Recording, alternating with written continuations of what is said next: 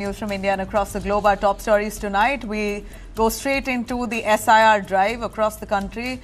The voter roll names have been deleted by nearly 13%. The voters list across 9 states and union territories. We're looking at a 13% drop in the names of registered voters. That's a massive number, from 50 crores to 44 crores. Nearly 6.5 crores down, minus from the electoral rolls. This, the Election Commission says, are people who are either dead or fake voters or people who have moved or just people who haven't given their documents on time. They can now enroll and ensure that their names are back, because the final list is only to come in March. But that's a huge number, and this alarm has now sounded after UP SIR list has nearly 2.89 crore names dropped. We're going to take you through those details with our panelists on board. And also on our top story on Day Tonight, on our top story deep dive today, stray dogs. We hear the Supreme Court saying something very piercing, asking if compassion is really the issue, then why don't animal activists or anyone show compassion also to goats and chickens? We're going to take you through details on that. And finally, on our top story on Day Tonight, Delhi's Turkan Gate anti-encroachment drive that's currently being carried out, encroachment being cracked down on along the Ramlina Maidan area near a mosque has triggered quite some tensions to the tone of a communal one. We're going to take you through details. As always, I start with the headlines. Indian economy expected to grow 7.4% in 2025-26, surpassing RBI and the government projections despite US tariffs and global tensions.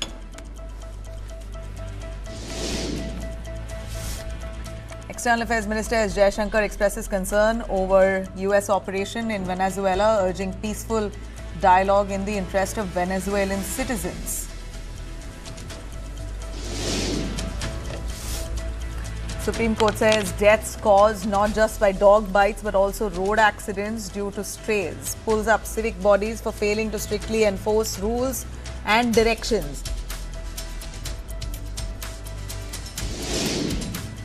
AIADMK General Secretary Edappadi Palaniswamy makes a sudden trip to Delhi after an urgent call from BJP leadership as seat-sharing talks for the Tamil Nadu Assembly elections hit a tense phase, with a late-night meeting with Amit Shah expected. Talapati Vijay's much-hyped film Jananayagan receives a 15 rating from the UK's BBFC, citing strong violence and intense themes, even as uncertainty continues over its censor clearance in India itself ahead of the release. Remember, just on the 9th, the release was expected, but Indian Censor Board hasn't yet cleared it. Swiss food giant Nestle issues recall of some of its baby formula products in 25 countries over contamination fears. Bangladesh to resume direct flights with Pakistan from January 29th after over a decade. State-run Biman Bangladesh Airlines to operate Dhaka-Karachi flights twice a week. Trump announces Venezuela will return over up to 50 million barrels of crude to the United States, potentially worth about 2.8 billion, even as US forces seize a Russia-linked oil tanker amid sanctions, enforcement and geopolitical tensions.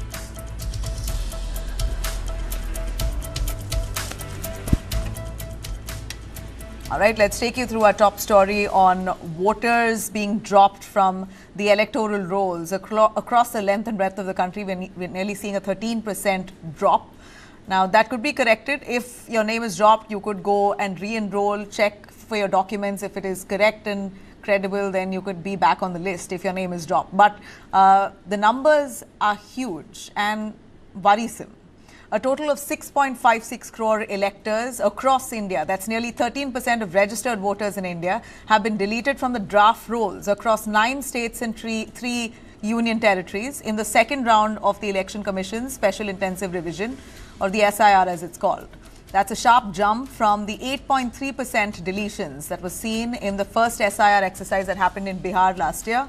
Now, with the publication of the draft roll in Uttar Pradesh on Tuesday, data released by the chief electoral officers in all 12 states and UTs, in fact, From what we understand, data released from all 12 states and union territories show a clear pattern. The total number of electors has fallen from 50.9 crore on October 27th when the SIR was announced to 44.4 crores today. Nowhere is the scale more striking than Uttar Pradesh. So Uttar Pradesh really is alarming. In UP alone, nearly 2.89 crore voters' names have been deleted, just in UP alone. Out of 15.4 crore registered voters, only 12.5 crore names remain in the draft list. That's a deletion rate of nearly 18.7%, the highest in the country that we see in Uttar Pradesh so far. The Election Commission says that this is routine cleanup. Opposition says this is democracy under strain. According to the Chief Electoral Officer of Uttar Pradesh, Navdeep Rindwa, the deletions break down like this. If I could tell you, 1.29 crore voters, that's about 8.4%, have been said to be permanently out of Uttar Pradesh. They've moved out of Uttar Pradesh, so they've shifted. In Uttar Pradesh, nearly 46 lakh, nearly 3% are marked as deceased, and 25 lakh were removed as duplicate entries. 79 lakh voters, over 5% that is, were listed as untraceable. In addition, nearly 7.74 lakh voters collected enumeration forms but never returned them and were removed from the roll altogether. 2.89 crores. That's a massive number. The claims and objections window is now open, though. If your names are not there in the list, then you could raise an objection and seek to enroll your name at the earliest. It's open from January 6th to February 6, 2026. Voters can apply using Form 6. So far, 15 lakh applications have already been received. The final voter list will finally be published only in March. March 6th is the date. But numbers have triggered intense political reactions. Chief Minister Yogi Adityanath has publicly acknowledged the concern, saying that don't worry, it's not your voters, it's our voters who have lost out. 85 to 90% of the deleted voters belong to the BJP's own support base. That's what Yogi says. An admission that even the ruling party is uneasy with. The BJP has hoped to replicate what it calls a smooth SIR exercise in Bihar. In fact, instead, Uttar Pradesh has now become the most contentious case. Samajwadi Party chief Akhilesh Yadav has accused the government of being anti-democratic and anti-constitution, alleging that genuine voters are being excluded on a massive scale. And this is not limited to Uttar Pradesh alone. The SIR began on October 27th across 12 states and union territories, covering nearly half of India's electorate. Uttar Pradesh's 18.7% deletion rate is more than double of that of other large states like West Bengal, Rajasthan and Bihar. Draft voter lists have now been published in West Bengal, Rajasthan, Goa, Puducherry and Lakshadweep. In all of them, deletions have been justified on grounds of death, migration, duplication and failure to submit forms. But the scale has deepened political fault lines. Congress, Samajwadi Party, DMK have all staged protests now against the ongoing exercise in West Bengal and in Uttar Pradesh and the other states. In fact, particularly Mamata Banerjee of West Bengal has escalated her confrontation with the EC, alleging that mobile applications developed by the BJP's IT cell were illegally being used during the SIR process to deliberately delete voters, legitimate voters. The Election Commission has, of course, categorically denied these allegations. So we're asking some genuine questions here as to how such a mammoth number was dropped. Was it really genuine? Are genuine voters being dropped? Is this administrative lapse? Can those voters really realistically re-enroll before the list freezes? Crores of names have disappeared from the electoral rolls. So this is no longer a clerical issue. It certainly becomes political, and that's what's happened here. Let me bring in our guest joining us, Sharath Vivedi, spokesperson of the BJP. We have Dr. Pooja Tripathi, Congress spokesperson, and Mohammad Amin, who is a former joint director of the Election Commission of India. Thanks very much, all of you. I'll start with Dr. Mohammad Amin. As a former joint director of the EC, you could tell us or probably explain to us, sir, on the numbers that we see, staggering numbers from Uttar Pradesh, 2.89 crore voters have been dropped from the list. It's unimaginable. I can't believe that that many names were just lying around on the voters list without, I mean, they were not even checked. EC did not even look into the lists all these years. I mean, it's hard to believe that there was no proofing done all these years, and now finally when they decided to do SIR, they've dropped to 2.89 crores. So all these years the EC has turned a blind eye. How does this really work? Nabila, might we have seen in case of the Bihar. First we have done it SIR process in Bihar. Before the election Bihar, we have deleted from the voter list 65 lakh voters, and 22 lakh voters were included in the new list from the new voter list. So at that time 65 lakh voters were deleted. So I can say you are the witness and everybody is witness. The 5 voters have not come. So they are wrongly deleted by the Election Commission of India. Other BLO's mistake. Now you see, this, no doubt India has the biggest state, that is the Uttar Pradesh. And Uttar Pradesh, you can see in every district you can go. So average is 16%. That means 3 lakh, 4 lakh, 5 lakh, not more than. In case of the Lucknow, the capital of Uttar Pradesh, that is 12 lakhs vote are deleted. Why? These voters are related with the demise of their and after the permanently shifted from there and double listed there in the list. That's why they were deleted from that. So totally you can approximately can you see this is not a big number. In case of the 2 crore 89 lakh means this is a big number. But you see the big state is also there. And this is not illegally done. And we have the time for 1 month. So there is no hue and cry.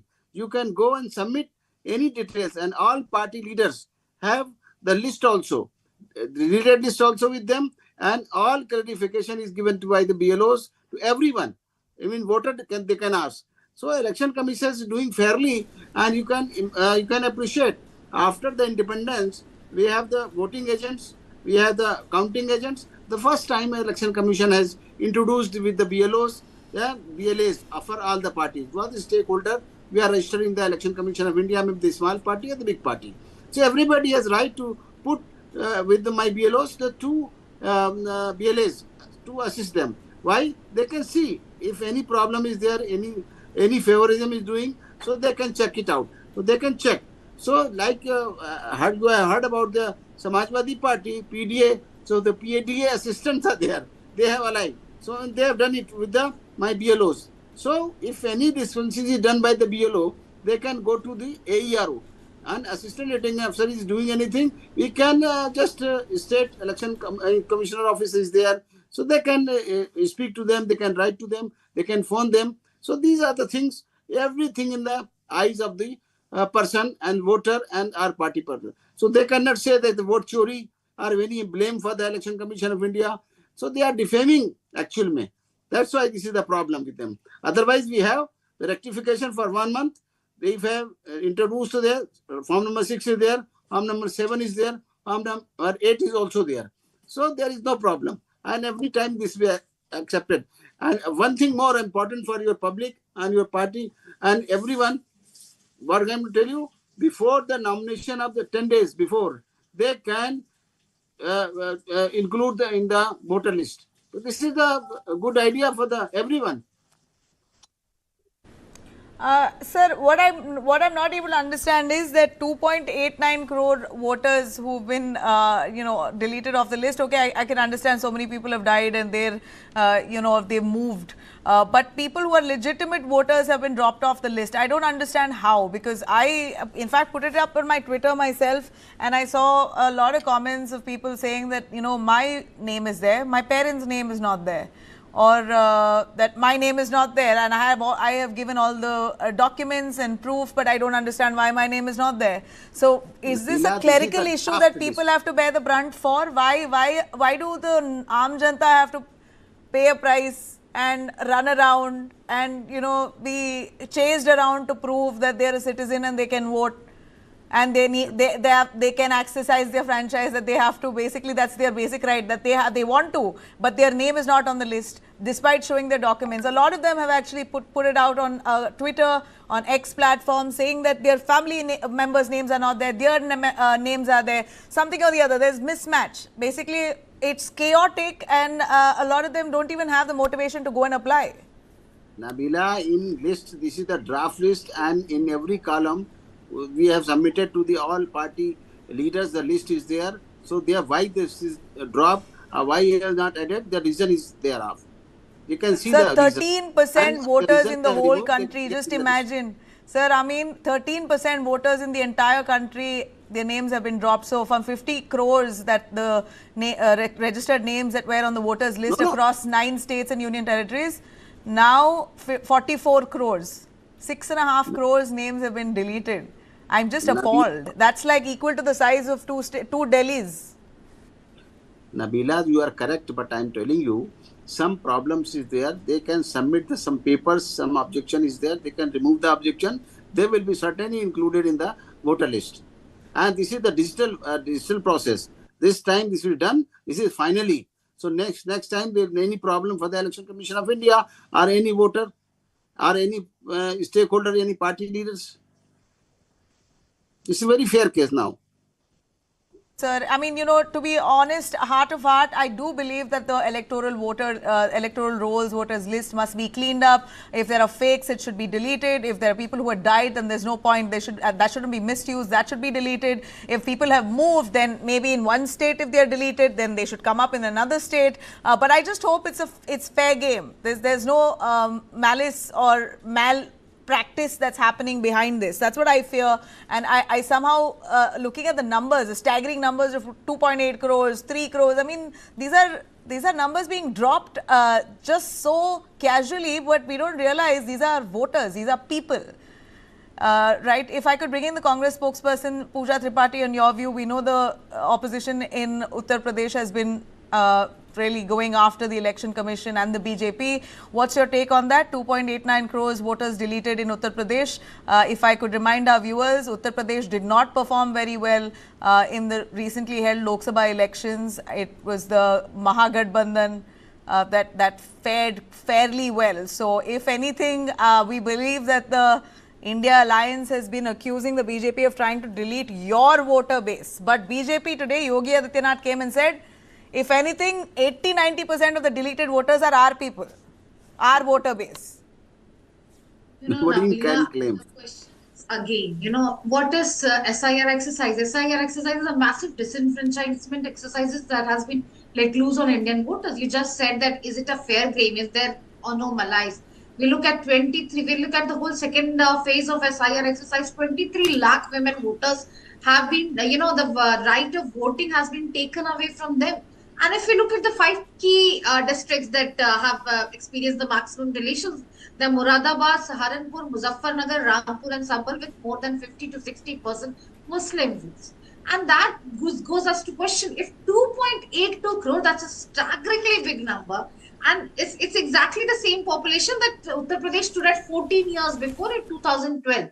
So you meant to say that there has been no additions and the whole hoopla around Guspethiyon ko. So are we accepting that 2.82 crore people were Guspethiya in Uttar Pradesh? Well, are you trying to say that? And when many people must have written to you on Twitter too, and many people have been telling us that people who have attained age more than 80 plus years, and then names have been automatically deleted. And the onus is now on the voters to go to SDM, to go to returning officer, and prove that yes, I'm still alive, I'm still residing. And do you believe that 2.82 crore people would go and file a petition, file a complaint saying their names have been wrongfully deleted if the numbers are to be believed true? And that's why our own AICC General Secretary Gurdeep Sappal's family moved from Ghaziabad to Noida, and his whole family's name has been deleted. And the CEO UP is saying that they haven't received any form, and they are going on record and saying that they have filled all the forms required, all the domicile, 10 certificate and everything. But their family's name is not on the list. And it's just one Gurdeep Sappal. He might have all the resources and means to go to the SDM and file it. But do other people have it? And that's why we are questioning this whole exercise, the whole, the citizenship checking exercise that has been packaged as SIR. If you look at the 2 SIRs that were, running parallelly in Uttar Pradesh, if we talk about Uttar Pradesh, the State Election Commission was carrying out a Panchayat draft voter list revision according to the 2022, and the Election Commission was carrying out this SIR exercise. If you look at the numbers, there's a staggering differences in numbers. The draft list that has been released in December 2025, the total rural electorate stands at 12.7 crore. And if we add the urban electorate to the panchayat list, 3 to 4 electorate, so the list, the SIR list stands at 12 point somewhere 12 point some crores, and the panchayat list stands at 16.1 crore. So why the staggering differences in the massive difference this is, and that's what we are seeing. The whole design is faulted, and when election commission in after the Bihar voter list deletion, they said that they have bunged the deduplication software, they're not using it. So why they've again resorted to it? There's one Amartya Sen who has won a Nobel Prize in economics, and he has been served notice as to he has to prove that he's an Indian citizenship. Person whose every country in the world is ready to give a citizenship, our honorary election commission has asked him to prove that he's an Indian citizenship. So there are people like that, many people, crores and crores of people, and with this kind of staggering numbers, 13%, 18.72%, close to 20% of the voters have been deleted from the voter list. Does the government hold any legitimate grounds to be stay in government if they are claiming that 2.82 crore voters have been deleted? So many voters have been deleted in West Bengal and Tamil Nadu and Puducherry, everywhere.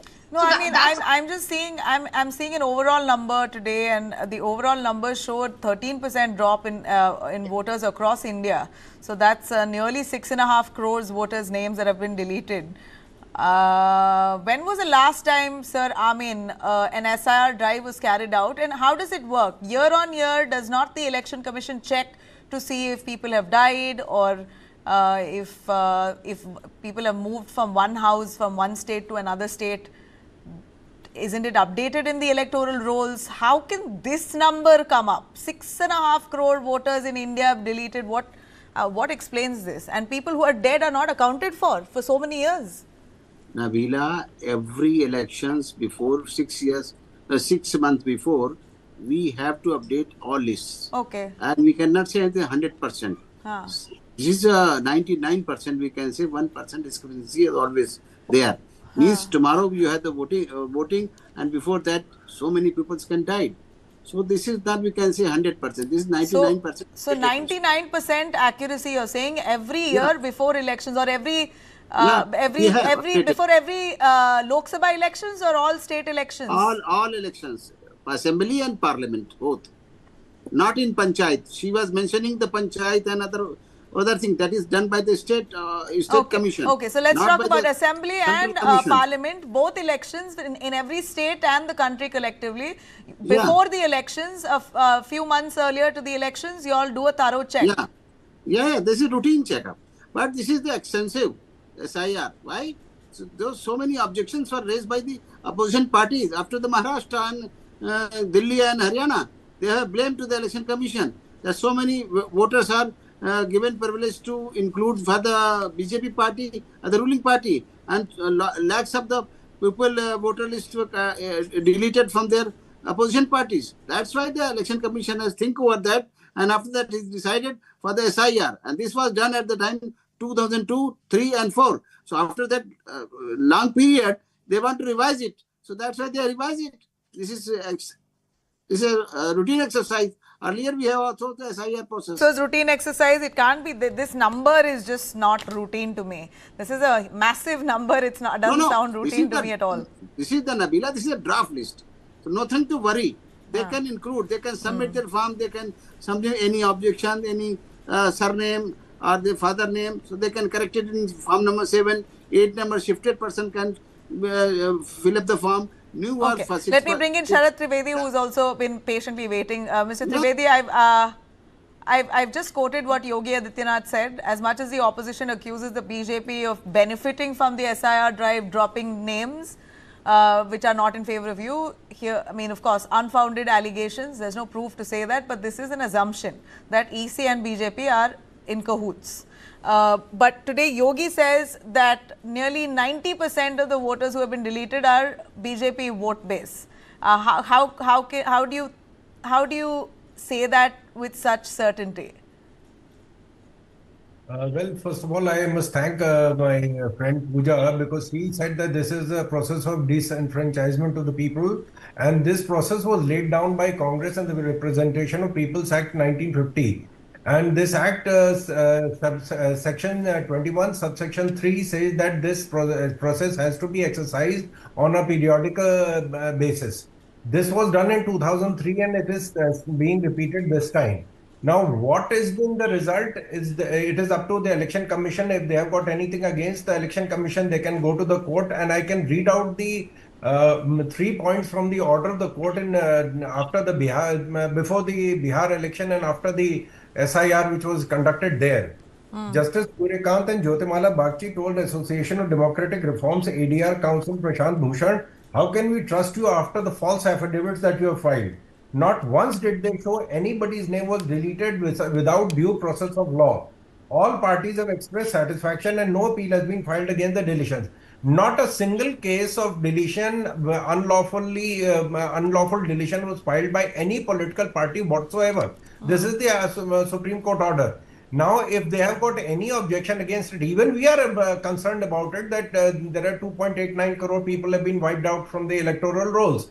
But we have full faith in the Election Commission. We are not saying vote chori, we are not saying election chori, we are not coming out with any such wild claims. And if they have got any objection against this, they have got, as Dr. Amin has said just now, that they have got 1 month to go to the Election Commission. They can go to the senior officer, they can go to the SDM and file their complaint, whatever may be the consequence. Whatever may have been, whatever happened in their particular case, they can go to the concerned authority and go and appeal. So this is just a draft. They've been given 1 month, and even after that, if they are not satisfied, they can go to the Supreme Court. If for Afzal Guru, honorable judges of the Supreme Court can be woken up at 3:30 at night, at least in this matter, they can be woken up. What is the problem? Whatever is left of the Congress party, still they have got top lawyers with them. Mr. Chidambaram is a top lawyer. Why can't he go and take a stay order from the court? Rather than coming out with wild allegations, everybody is concerned about it. There's so many people have been deleted. Unfortunately, the state government or the central government can't prevent people. It's a free country. We can't prevent people from going one place to the other. We can't prevent people from dying of natural causes. If that is happening, then it is an alarming situation. But if the Election Commission is coming out with a draft, we trust the Election Commission. We have full faith in the Election Commission. And in case anybody is concerned, he can go to the authority, and if he or she is not satisfied, you can go to the Supreme Court. There is no problem whatsoever. But unnecessary accusing the impartiality of the Election Commission, which is a highly respected body, which is even going and advising election commissions in various countries. At least I'm just a little surprised, and of course people say this too, right? And Mr. Amin says before 5-6 months, 3 months before elections, Assembly or Lok Sabha, they do a thorough check. So if at Lok Sabha happened in 2022, and before that, a year before that, Assembly happened in Uttar Pradesh. So barely 3 years ago itself, a check was done, 2 checks were done. Then now 2.89 crores have been dropped in this SIR. Just seems so unbelievable and something that we can't digest. This number is mammoth. Don't you think, sir? Everybody is concerned about it. But we trust the impartiality of the Election Commission. We are not casting any aspersions against them. Whatever may be the consequence, we may lose the election or the opposition may lose the election, but we have full trust in the Election Commission, and whatever is that final draft, we are waiting for the draft to come out, and then we'll do whatever is required. About all of, I mean, I know you're not a EC spokesperson, but what would you say, sir, as a central government where BJP is at the center? People are really calling this a very tedious process. They say that their family members' names are missing, one or the other is missing on the list, and to actually get them to re-enroll, it's as if the burden is on citizens to prove their citizenship again. So, what would be a word of advice to those people who are feeling aggrieved? We are talking about a population almost the size of Europe. It's a mammoth population, it's a mammoth exercise, and there might have been mistakes.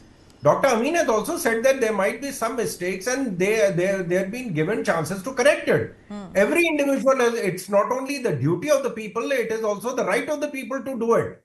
So they must go to the higher authority, get the matter sorted out. and we are waiting for the final draft, the final Right. list. Ms. which is Pooja going to come says after some constituencies like Saharanpur, and she listed a few where minorities dominate there. Their name, that's where the large chunks of voters have been deleted. What would be your response to that?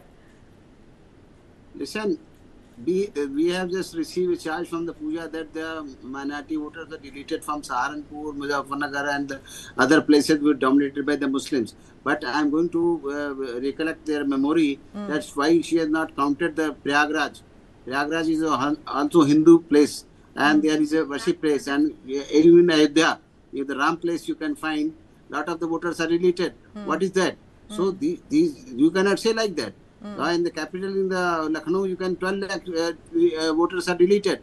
So you cannot blame like the Hindu Muslim. Pooja, let's bring in Pooja. She wanted to say, Pooja, you missed out Ayodhya. Was it a conscious decision not to mention Ayodhya?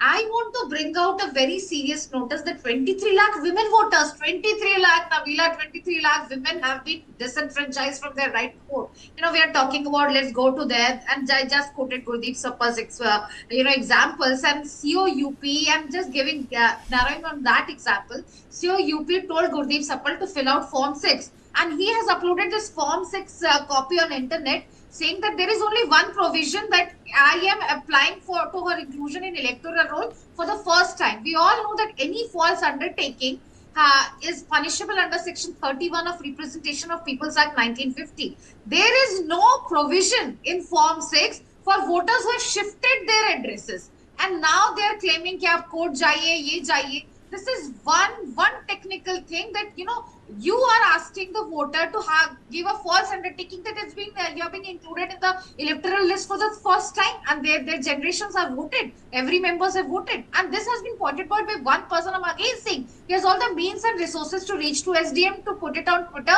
saying that Form 6 has this technical mistakes. But what about 2.82 crore voters who have been disenfranchised? Do they have the means and resources to claim out, bring out this discrepancy in the open? No. So that's why we are saying this whole haste exercises. We saw how BLOs, multiple BLOs committed suicide. This haste timeline, this massive disenfranchisement that's getting women, everyone is getting deleted from voter rolls. And the answer that we can go to court, go to Supreme Court, go to SDM, go to returning officer if you have any complaints. That's not how the way functional democracy works. Mr. Trivedi?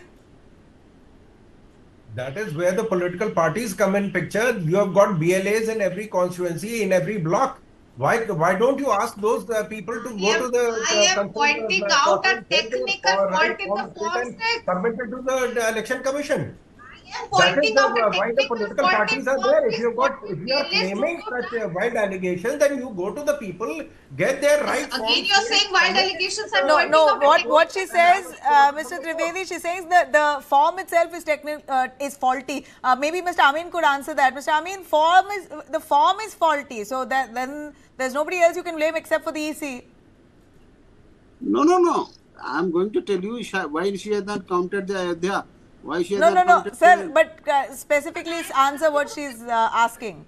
She's talking about the form being the Form 6. She says there's a fault in it. What is the fault? Would you explain, Pooja?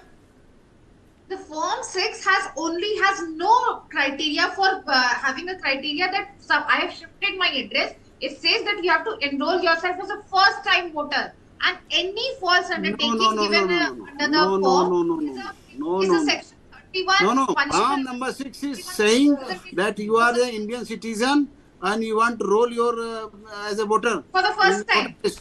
Yeah, for the first time. There is no provision of somebody who shifted the address. No. If you are not earlier the voter, you can This write has down been pointed by your General Secretary in charge, Gurdeep Sappa. Every voter be included if they are the Indian citizen. On the form, you have to sign it and submit to the BLO with their records. Replying is a completely different thing.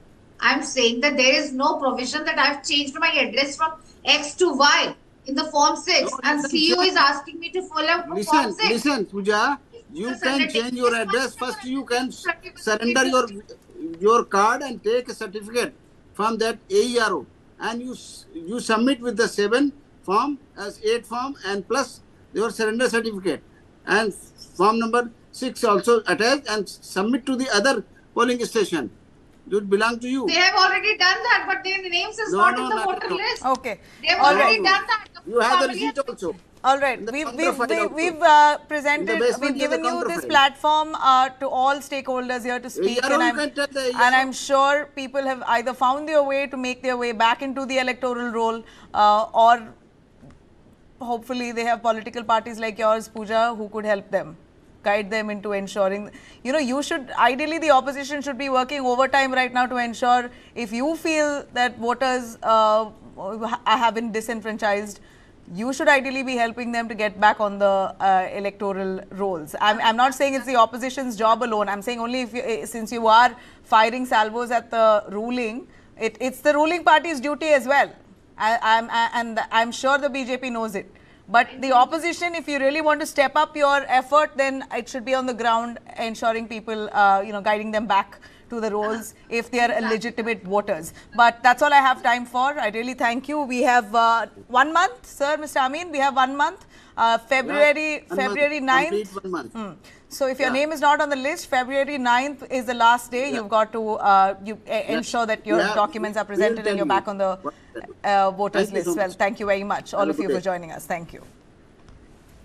All right, a quick break and we'll be right back with Supreme Court now.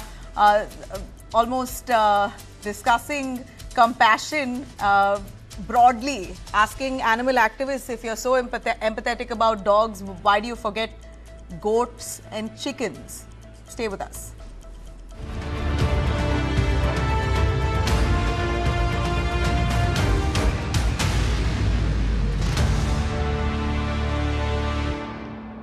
पढ़ता है, खेलता है, झूलता उछलता है, दौड़ता कभी कभी दौड़ कराता है, आगे आगे बढ़ता है इंडिया, अमूल दूध पीता है India.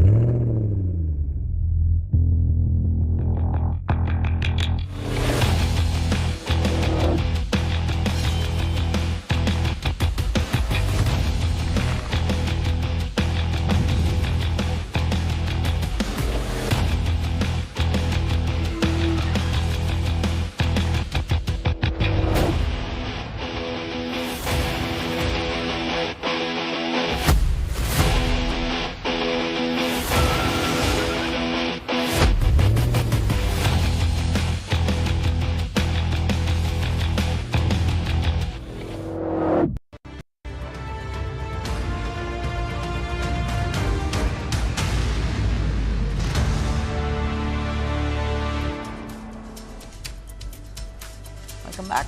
All right, now, while hearing petitions challenging its own order on removing stray dogs from public spaces, the Supreme Court of India made one very piercing observation today, something that many people think but rarely say out loud. The court asked, if compassion is the argument, why only dogs then? Aren't the lives of chickens, goats, cows also lives? And if we draw lines for one animal, where do those lines stop? This case is not just about dogs, it's about how a society decides whose life counts and whose fear matters. More or less defined by the Supreme Court, while it hears petitions against its own order asking for dogs, stray dogs, to be moved out of public spaces. On one side are citizens, parents, patients, elderly people afraid of being bitten, chased and cornered. This Supreme Court has highlighted this. This is a real grievance that people have put forth. And on the other side are, of course, animals who feel abandoned, abused, beaten, poisoned. Both fears are real, both are unresolved. During the hearing today, the Solicitor General raised a very blunt question. If dogs can roam freely on the streets and schools and hospitals, what really stops someone tomorrow from claiming the same rights for any animal, not just dogs? Chickens, goats, cows can also roam around just like stray dogs, according to court. What if someone says, I want to keep a buffalo in my house then? So senior advocate Kapil Sibal argued for empathy, asking for animals to be treated kindly. He said that if animals are treated well, then they won't attack. If we invade their space, then they will get violent. But the bench wasn't convinced that empathy can replace certainty. Justice Vikram Nath put it very plainly. He said, this is not just about biting, it's also about threat. How does anyone know which dog is calm and which dog is aggressive on a given morning? The question that goes far beyond the courtroom is, how does a child judge a dog's mood before school? How many kids have been bitten? How does a patient outside a hospital decide what's really safe?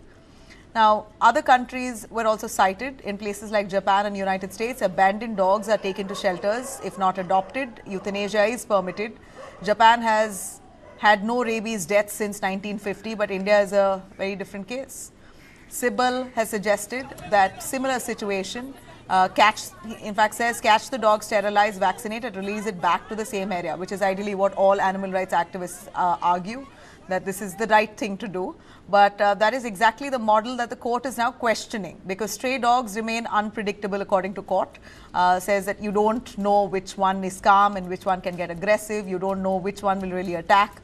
Animal welfare groups, meanwhile, painted a different picture altogether. Senior advocate Colin Gonsalves told the court that women who feed dogs are being harassed and assaulted. Dogs, he says, are being poisoned, beaten and suffocated. So, according to animal rights activists, this order that the court had given has now led to more abuse of these dogs. And what about that? That's the argument here in court. Now, in many neighborhoods, according to the activists, they say that people are acting like night guards, where they're trying to either chase away dogs and, alert when humans sleep, basically trying to ensure that dogs are safe. The court is hearing everyone now, lovers and haters alike. It has already swung both ways, first ordering dogs removed from institutions, then softening the order after protests. Well, if empathy is the solution, who measures empathy on the streets really? If danger is subjective, who takes responsibility when something goes wrong? ABC rules do exist, sterilization models do exist, but it's not followed to the T, and that's exactly why we're seeing a situation like this pan out. So maybe the failure is not compassion, it is civic collapse, and the court knows whatever it decides next, someone will have to pay the price for it. Let me bring in our guests joining us. We have our animal rights activist, Aniruddha Ravindra, who's a co-founder of Prana Animal Foundation. We also have B.S. Vora, President, East Delhi RWA Joint Front. Thanks both of you. B.S. Vora, your take on this, as the court says, then we should allow everyone. Look, the only argument here is that if dogs are going to be vaccinated, sterilized, back on the streets in their territory, they are not violent.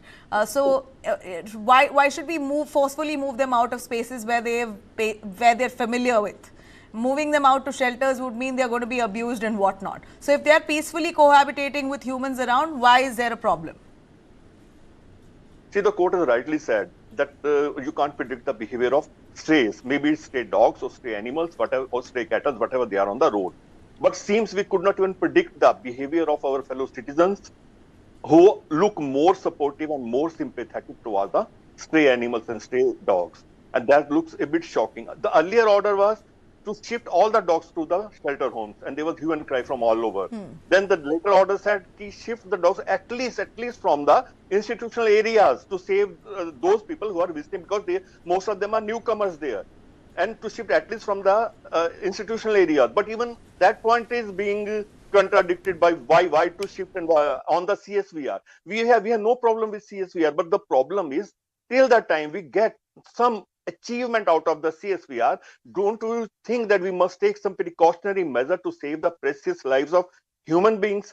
That's the main cause. And one more statement today I have read is that they want to reflect a mature and responsible society towards the stray dog menace. But don't they think that they must look mature and responsible towards the humans also? At least 37 lakh dog bite cases and 18 to 20,000 deaths due to stray dogs rabies, and 99% attributed to the dog bites. And besides that, there are lot and scores of accidental injuries and deaths. there must be some balance to be maintained, and at any cost, let all the animals, all the strays come on the road, and let there be a jungle on the road. If the people think that's the way, it's okay for all of us. Let the people die of dog bites or other strange accidents or incidents. But for us, there must be a balance. A balance must be maintained, and court has rightly said that you can't predict the behavior, and it is by chance or by luck that you are chased by a dog, you are bitten by a dog, you get rabies, or you get an accidental death or injury. Some precautions and conditions are must to take into consideration. And that would mean clearing dogs from public areas. That's your view. At least from the institutional areas, if not from your streets. Okay, Aniruddha, would you be able to clarify for us? Can an elderly person or a child really assess a dog's mood? What if and can a calm dog turn aggressive? You never know when a dog can change its mood. I'm not too sure. You could tell us the real feature of a. That is the point. Yeah. Point we are talking about. Like when we talk about the mood, I don't understand the word, how the word mood came into the whole scenario when it came to the morning walking and all. I don't think that rightly came out. But the thing is, you know, what happened? What happens is dogs are usually aggressive when they are lactating, or when they are, you know, when they have gone through a trauma, or these kinds of things. But by the way, coming to the point where Sir said, the city will become a jungle. Recently, like around 3 days back, I had been to Delhi. So Delhi is actually very compassionate. They have people there, giving them coats for the dogs. There are jackets put on dogs near toll roads and all. So if they are being so compassionate and they are asking them to take them, even if we talk about the institution, taking the dogs from the institution, do we have enough space to do that? I don't think we have. And the other thing, we are talking about the money. Where do we get the money? Is Sir going to pay money from his pocket? CSVR is the right way. We are still a developing nation, not a developed nation to put into some shelter. And again, there are going to be a lot of crime. Forget animal welfare. There is going to be a problem with human welfare itself tomorrow. Because we are going to pay high taxes for this. That is what was today presented.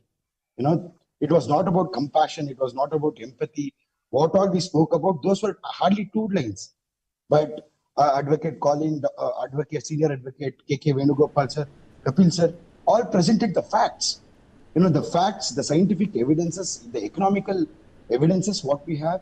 Is it really going to be possible to make such things? The better thing to do is CSVR. Probably like 1/4 of the price, what we are thinking about. We are talking about 30,000 crores, 15,000 crores, whatever the number is coming up.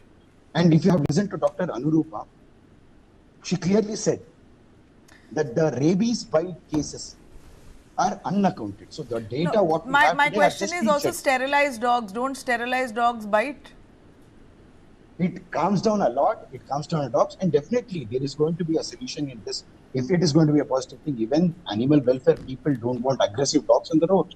So we are trying to act on something. Even when on August 22nd, when the verdict came, aggressive dogs should be taken to the shelter and it should be given some kind of treatment, or it should be followed up, or whatever the order came.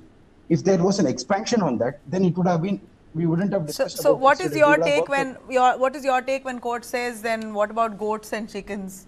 Even they have lives. Even they should not be restricted. Definitely.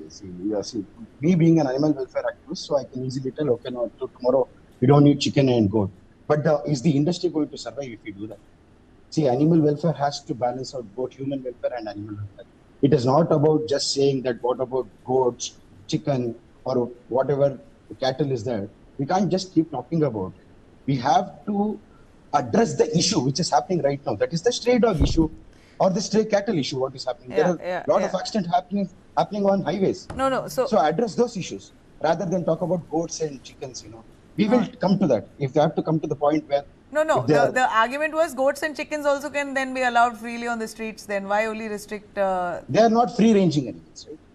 If goats and chickens can be free-ranging animals, I think country is not developed.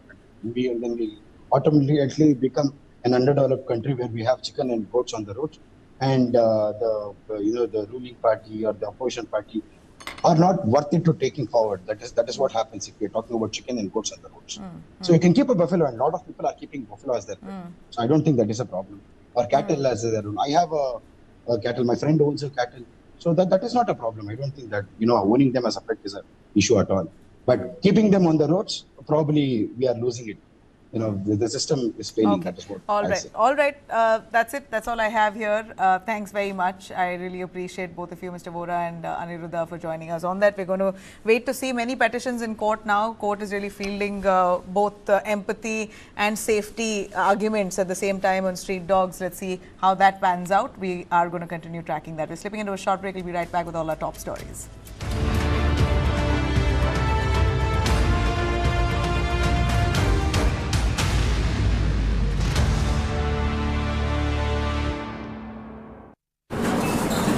जब विकास जी के liver का operation हुआ तो policy बाजार की team ने hospital पहुंचकर 50 लाख रुपए का क्लेम अप्रूव करवाने में पूरी हेल्प की। पॉलिसी बाजार पर 1 करोड़ का हेल्थ इंश्योरेंस सिर्फ 550 रुपए महीने से शुरू।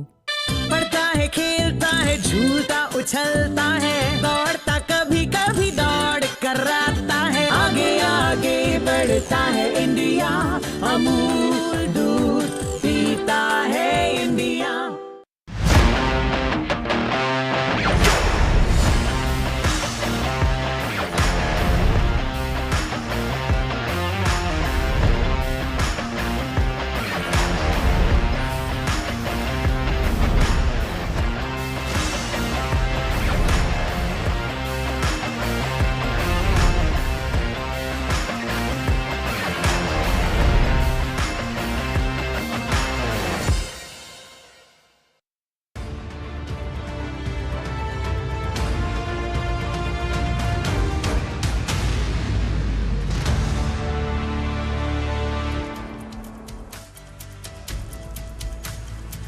All right, let's start with all our top stories on day tonight. Let me begin with tensions that escalated in Delhi today. Tensions erupted in Old Delhi area as the Municipal Corporation in Delhi midnight carried out a court-mandated anti-encroachment drive near Ramlila Maidan, close to the Turkman Gate and the Masjid Said Ilahi area, which is close to Ramlila Maidan.